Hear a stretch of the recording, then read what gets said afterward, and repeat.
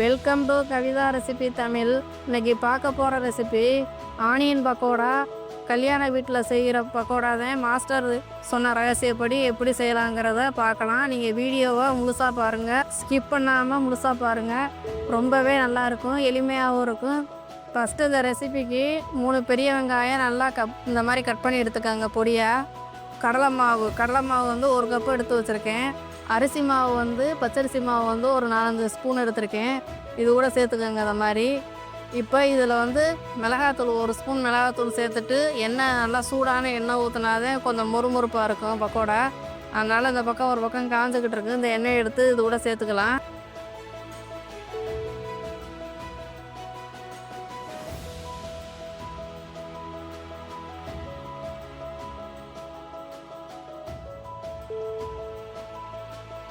அதுக்கு முன்னாடி பெருங்காயத்தூள், உப்பு எல்லாமே சேர்த்துக்கோங்க. கொஞ்சம் கருவேப்பிலை எல்லாமே சேர்த்து இந்த எண்ணெயை சேர்த்து சூடாக இருக்கிறதுனால நம்ம ஸ்பூன் போட்டு இந்த மாதிரி நல்லா மிக்ஸ் பண்ணிக்கோங்க. அந்த மாதிரி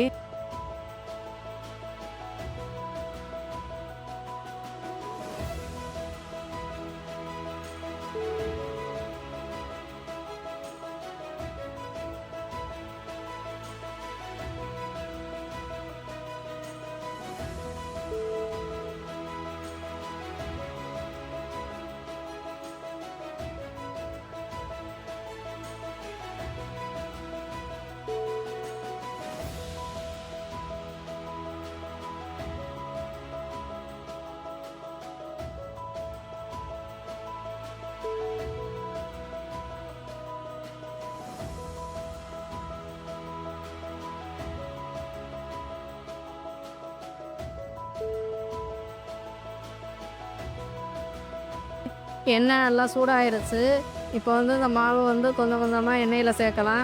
இந்த மாதிரி கொஞ்சம் கொஞ்சமாக சேர்த்து திருப்பி இந்த பக்கமும் அந்த பக்கமும் திருப்பி போட்டுக்கணும்.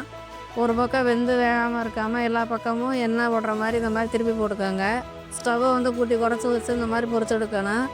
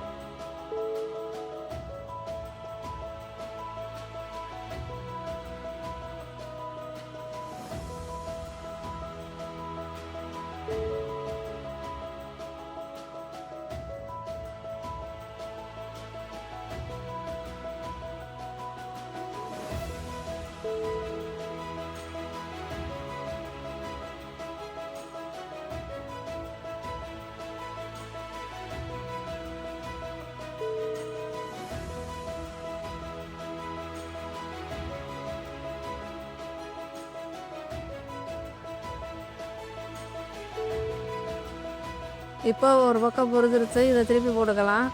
இப்போ நல்லா ரோஸ்ட் ஆகி வந்தோடனே நல்லா எண்ணெயை வடிச்சிட்டு இந்த மாதிரி ஒரு தட்டில் மாற்றி எடுத்து வச்சுக்கலாம்.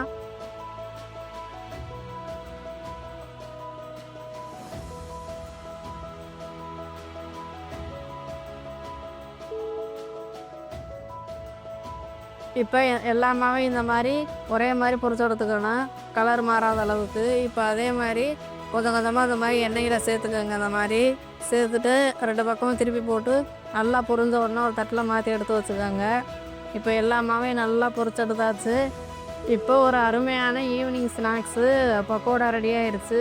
இந்த மாதிரி சாப்பிட்ற டயத்தில் இந்த மாதிரி குழந்தைங்க வந்தோடனே, ஸ்கூல் விட்டு வந்தோடனே நீங்கள் இந்த மாதிரி வீட்டில் இருக்க பொருளை வச்சு டக்குன்னு இந்த மாதிரி செஞ்சு கொடுங்க. ரொம்பவே நல்லாயிருக்கும்.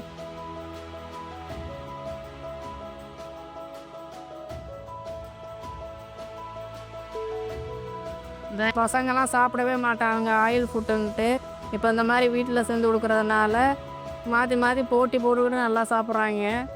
நல்ல ஒரு ருசியாக இருக்குது. இந்த மாதிரி நீங்களும் செஞ்சு கொடுங்க. உங்கள் குழந்தைங்களும் கேட்டு வாங்கி சாப்பிடுங்க. இந்த வீடியோ பிடிச்சதா லைக் பண்ணுங்கள், ஷேர் பண்ணுங்கள், சப்ஸ்கிரைப் பண்ணுங்கள்.